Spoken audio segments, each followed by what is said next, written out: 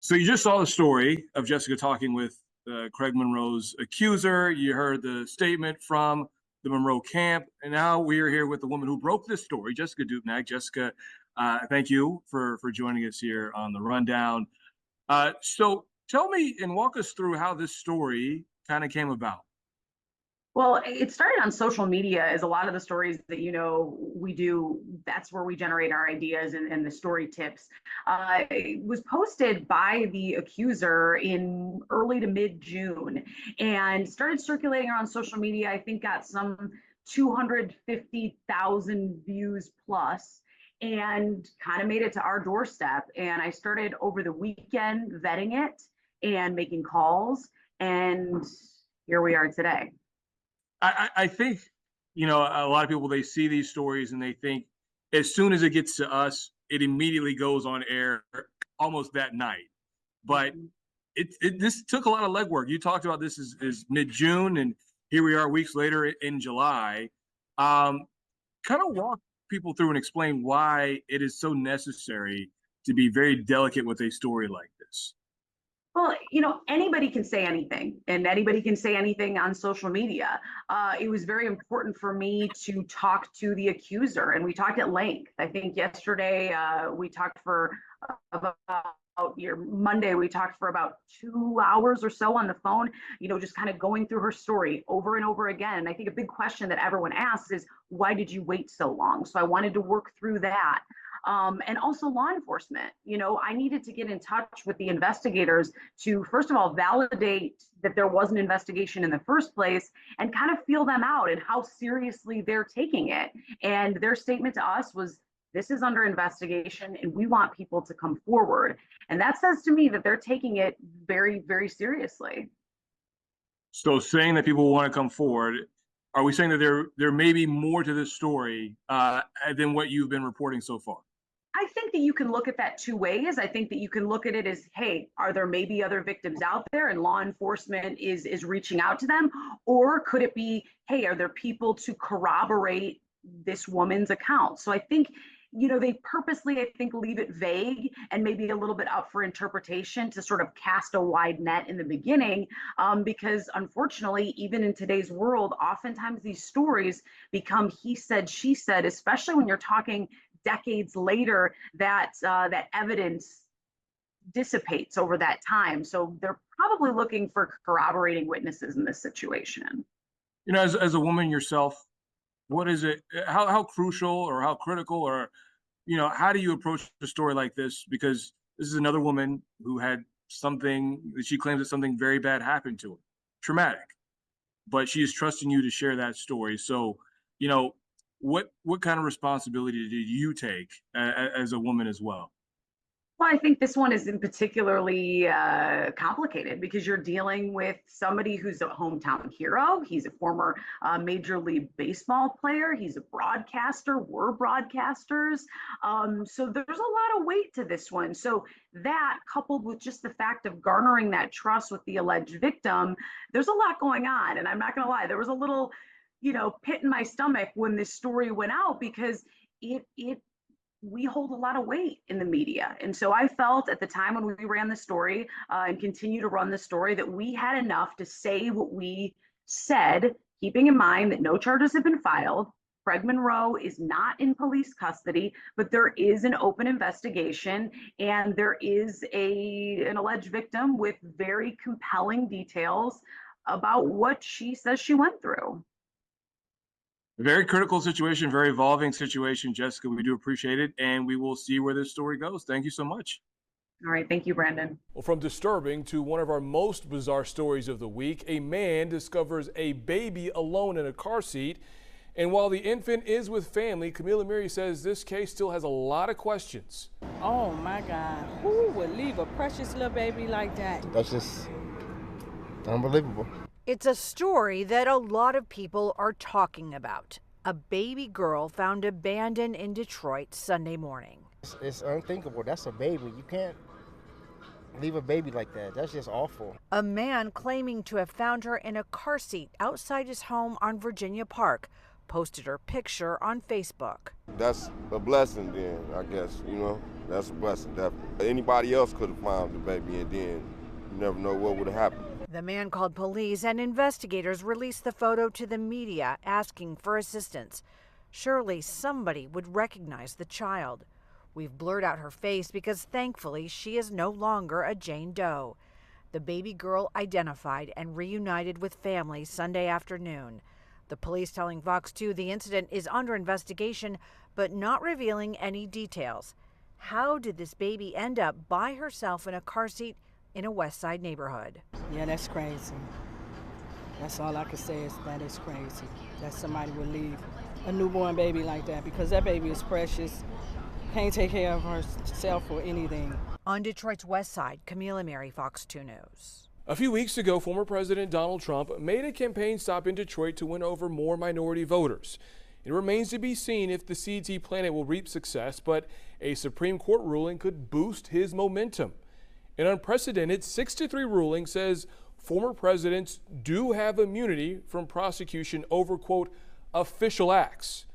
Well, then the High Court passed down Donald Trump's 2020 election interference case to a U.S. district judge. I spoke with Oakland County University political science professor Dave Dulio about the High Court's decision on Mr. Trump's immunity case. I think that the Trump immunity decision that came from the Supreme Court is something that will have a big impact simply because of the timing of everything.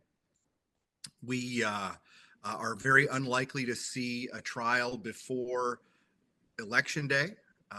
There are questions that need to be answered about what can proceed, what cannot proceed under the Supreme Court's ruling about immunity for official acts, but no immunity for unofficial acts. Well, the question then becomes, how do we decide which is which?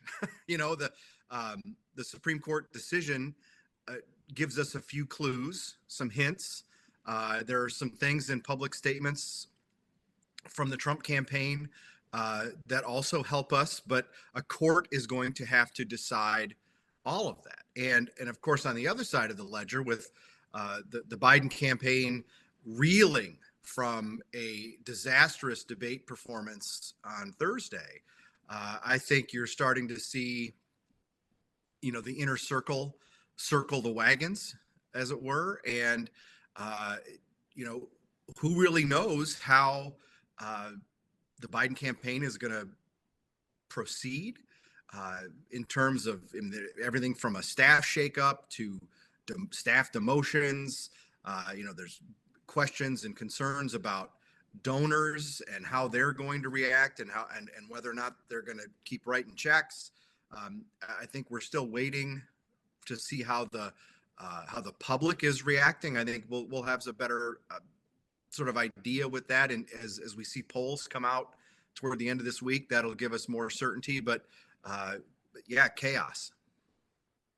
Are we essentially looking at something that, you know, one side? I'll rephrase that here. Could you categorize this as a game of chicken to see which side blinks first? Well, maybe, but I don't think I don't think either of them are going to blink. You know, I think that, you know, we're as we sit here today, we're on a crash course, and you know, I think honestly the bigger event from the last few days, Trump immunity decision, Biden debate performance, is certainly Biden's debate performance. That is the one thing that really shook the race. If they were looking to do this debate early so that they could change the trajectory of the race, because President Biden's behind right now. He was before the debate. Well, they changed the direction of and trajectory of the race, all right, but not in the way that they had wanted. And you know, voters can't unsee what they saw on Thursday, and even the reactions by many, including leading newspapers, including the New York Times, calling for him to drop out. Those aren't going away, right? Those are people will be reminded of that for months. Hey, look, I know that essentially I've heard other analysts say that typically sitting presidents don't have a good first debate, and then they kind of turn around in the debates after. Now, as we're talking here, there's really only one more debate that's on the schedule. Is that even enough time for Biden to say, let me stick this out? Or with all this pressure that we're seeing, should he make a move now that we're 5 months away from this election? Well, only he can make that decision. But I would add one caveat to the point about incumbents and first debates. And yes, we've seen for sure that other presidents in seeking reelection have struggled, but they weren't 81 years old, and they didn't have the same critiques about their age that are dominant for Joe Biden, right? And that's really something that he can't explain his way out of, right? Where now you're seeing 60, 70% of the public say he's too old. And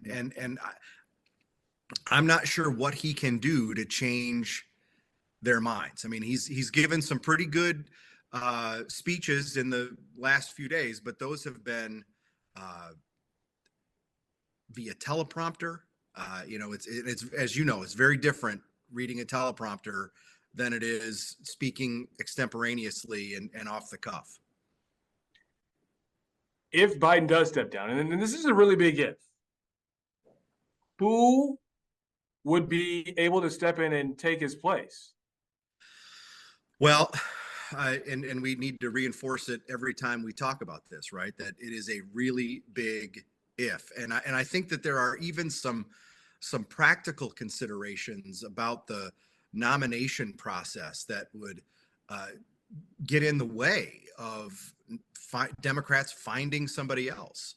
But there's only one name that is next, and that's Vice President Kamala Harris. I think it's unfathomable to think that Democrats would skip over the sitting Vice President of the United States. Before we go, on our last rundown episode, we took an in-depth look at the tragic shooting at that Rochester Hills splash pad. A gunman shot and wounded 9 people, including children, on a beautiful Saturday afternoon before turning the gun on himself in a late-night standoff. The healing continues 2 weeks later, and Lauren Edwards shows us how reopening the splash pad is a statement against such an evil act. I know this place is meant for kids to have fun and not to worry about gun shooters and stuff like that. Community in Rochester Hills continuing to heal from the shooting tragedy that unfolded on June 15th. My friends were here. They were right here too. And I was really scared for them. 9 people were shot, including 2 children. The community was left shaken. 8 of the 9 victims are home and recovering. The one remaining victim in the hospital is on a road to recovery. And to help in the overall healing journey, the city reopened the splash pad once again on Wednesday. This is a place that is supposed to be and will be about happiness, about joy, about creating memories with family and celebrating community. We're reclaiming it for that. The county's health department was at the splash pad providing people with information about mental health help they can access for free. We really want to not walk away from this issue. Mental health is a continuing problem in this country, and we're going to do what we can in our little corner of the world. Mayor Barnett says there will also be increased police presence for a while. He says his goal is to hopefully hear children's laughter in the splash pad once again.